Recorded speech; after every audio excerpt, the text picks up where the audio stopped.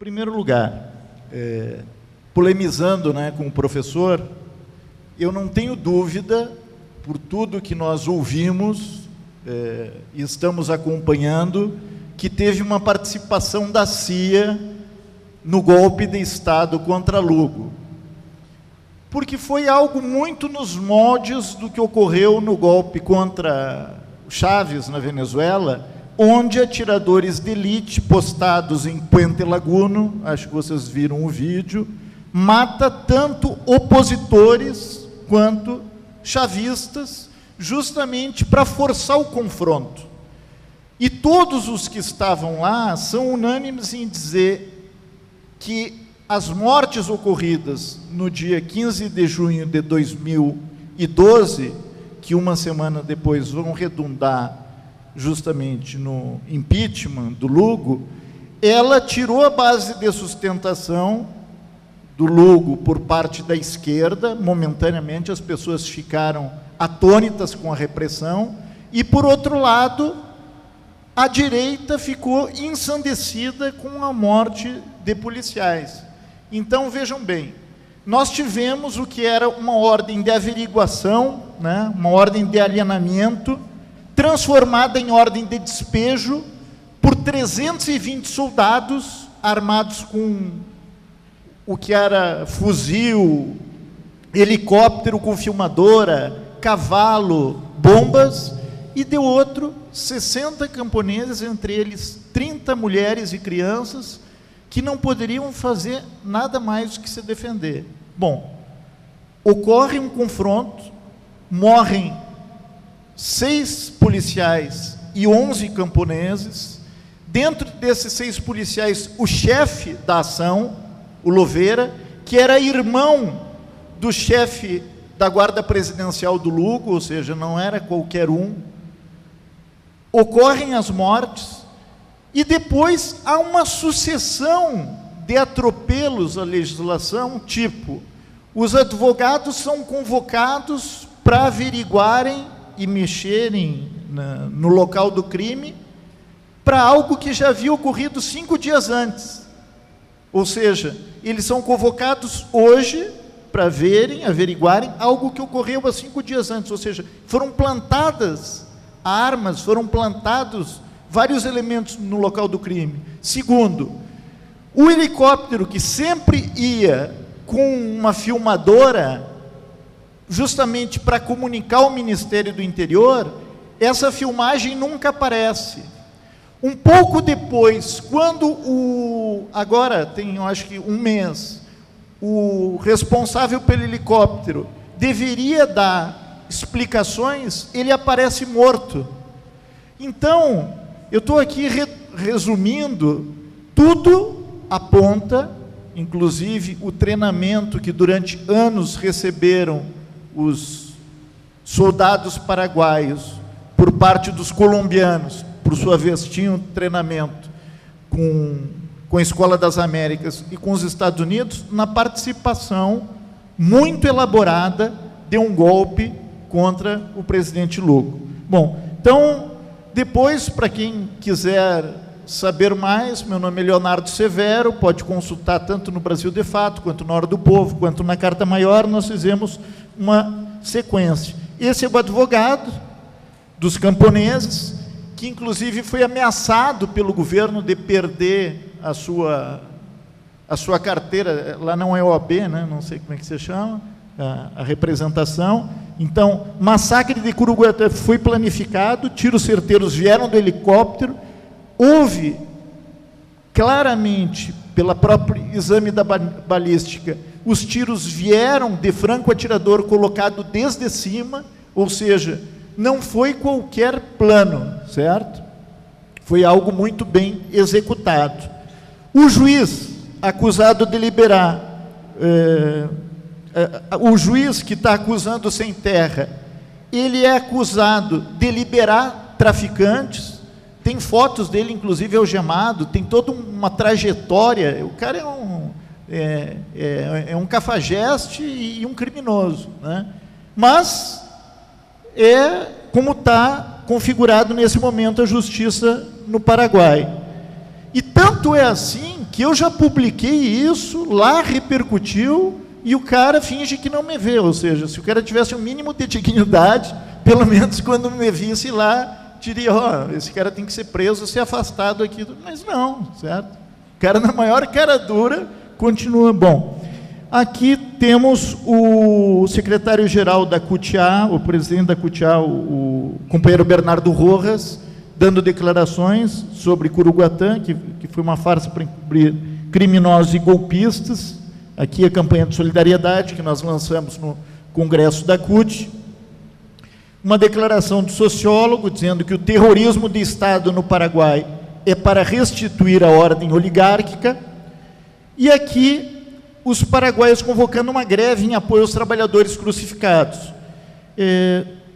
Aqui, infelizmente, deixa eu ver se eu consigo, é um videozinho bem curto, vou pedir uma ajuda técnica para a Melissa, para vocês verem o que é o Paraguai moderno que o cônsul falou, né? Esse aqui está bem escuro, vocês estão vendo um trabalhador crucificado, né? São vários trabalhadores crucificados. Infelizmente, vocês não podem aqui sentir o horror do cheiro, né? Que é essa barraca com lona. Esses companheiros ficaram mais de 120 dias crucificados em frente ao Ministério do Trabalho e Emprego do Paraguai, sem receberem qualquer assistência. Mais de 120 dias ali fazendo as suas necessidades, alguns tomando soro, alguns recebendo ajuda médica por conta das infecções. Bom, por que isso, né? Minha filha até que está aqui perguntou, mas pai, isso é jeito de lutar e tal. Eu digo o seguinte, esses companheiros viram, os companheiros de Curuguatã, 3 anos e meio presos, tem um deles, inclusive, que eu entrevistei na prisão, que foi preso, que nem fazia parte do assentamento. Ele estava pescando, no outro dia ele foi sair, estava cercado, foi preso, está 3 anos e meio. E eu visitava a prisão e eu via sempre esse companheiro prostrado em frente à televisão, e eu dizia, o que existe, o que tem a ver com ele? Ele disse, não, porque ele não fala espanhol, ele só fala guarani. E como a TV estava em espanhol, ele ficava ali meio, se as pessoas não falam com ele, ele não tem com quem falar. Imagine o que é o nível de terror que passou para o conjunto da população, essa impunidade. Dentro da impunidade, as pessoas foram, esses companheiros da linha 49, foram demitidos, porque tentaram montar um sindicato, demitiram todos eles, ficaram sem salário todos eles, ficaram sem direitos todos eles, vendo a sua família morrer de fome, num ato de desespero, se crucificaram e ficaram ali sem o mínimo de assistência. Bom, a Melissa até me disse, mas não tem som, então eu estou pensando até em montar, depois vou pedir para vocês me liberarem o áudio, eu vou colocar no fundo as declarações do representante do cônsul, né, dizendo que a economia está excelente, o Paraguai moderno dá muita facilidade, oferecimento e confiança, como vocês estão vendo aí, e o representante da Fiesp também, né, dizendo que as leis trabalhistas no Paraguai são muito melhores para a geração de empregos, que é um país, palavras dele, sublinho, extremamente atrativo, né? E, como vocês viram, diferente dele, que saiu correndo para os braços do Macri, né, porque disse que tinha que um almoço importantíssimo com o novo presidente da Argentina, e advogou abertamente os acordos de livre comércio, que são uma traição à soberania nacional, que são uma agressão à democracia dos países, e eu estou aqui justamente para dizer que nós estamos nos mobilizando para impedir que retrocessos como esse ocorram nos demais países da América Latina. Hoje, felizmente, eu trago aqui uma palavra de esperança do ponto de vista dos movimentos sociais do Paraguai, que realizarão nos próximos 21 e 22 de dezembro a segunda grande greve geral. Uma greve geral contra um tipo de ajuste fiscal que o governo paraguaio está fazendo lá, com as associações público-privadas, né, que enquanto nós estamos, aqui digo Brasil, né, privatizando aeroportos, e no caso paraguaio, tentando privatizar aeroportos, a Bolívia está estatizando e está nacionalizando, e por isso a Bolívia, e não o Paraguai, é o país que mais cresce hoje na América Latina, 7% de PIB, e que, diferente do Brasil e diferente do Paraguai também, tem uma perspectiva pelo próprio investimento público, pela própria geração do mercado interno, pela própria altivez com que está enfrentando a crise, em dar uma perspectiva de desenvolvimento para o seu povo. Bom, a greve geral do dia 21 e 22. Esses companheiros, eles tinham jornadas de até 18 horas de trabalho. Os companheiros que vocês estão vendo, até 18 horas de trabalho. As suas perdas salariais acumulavam 30%. Isso num país que, diferente do que disse o cônsul, de colocar um dado de 7%, o desemprego, conforme as centrais sindicais, oscila entre 15% e 20%. Como eles não têm um instituto lá como o nosso DIAP, ou como o DIESE, é isso, entre 15% e 20%. Bom, e aí, qual é o índice de sindicalização no Paraguai? Nós temos, devido à nossa legislação trabalhista, que é uma das mais avançadas do mundo, cerca de 30% de sindicalização. A CUT tem mais, tem cerca de 35% de sindicalização. A representatividade da CUT em relação às demais centrais, ela é superior. No Paraguai, é 6%. Por quê? Justamente porque apenas 8, ou melhor, apenas 2 em 10 trabalhadores têm emprego formal. O índice de informalidade no Paraguai é gigantesco e, portanto, a rotatividade é gigantesca. Isso impede, portanto, um índice de sindicalização mais expressivo. A greve geral convocada para os dias 21 e 22 tem entre as bandeiras a luta, como eu disse, contra as privatizações, a luta pela legalização e reconhecimento dos sindicatos e também a luta pela democratização dos meios de comunicação, além da luta pela reforma agrária. Por que a luta pela democratização da comunicação é tão importante? Justamente porque os companheiros que me antecederam denunciaram. O que a população recebe de contaminação, de manipulação, de desinformação, ela é muito grande. Existe um latifúndio midiota, como a gente fala, né, que é emburrecedor, que joga contra o sentimento coletivo, que joga contra a associação, que joga contra uma perspectiva de país, de integração latino-americana. Então, essa questão, ela é chave, principalmente no momento em que, segundo denuncia o Sindicato dos Jornalistas do Paraguai, nos últimos 5 meses, o presidente Cartes comprou 7 meios de comunicação.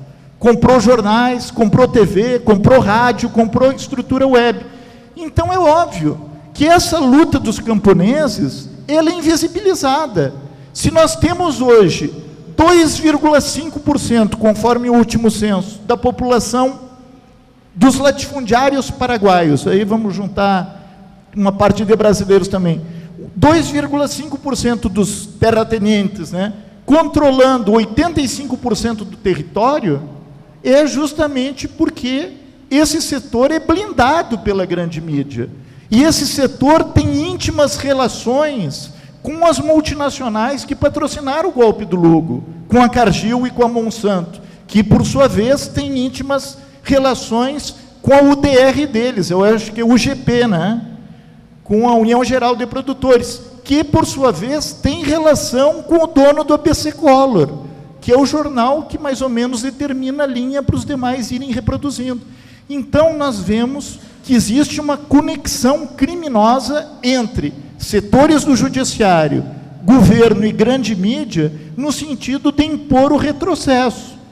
Para isso, e eu acho importante sublinhar, daí a importância de nós estabelecermos conexões entre os movimentos social e sindical, né? Nós temos, via coordenação dos movimentos sociais no Brasil, uma relação muito próxima à CONAMURI, que é a Organização das Mulheres Rurais Indígenas do Paraguai, temos relação com as centrais sindicais do Paraguai, temos relação com o pessoal da organização dos banhados, né? Hoje o companheiro falou das dezenas de milhares de famílias que são obrigadas a sair das suas terras e virem para a periferia das grandes cidades, né?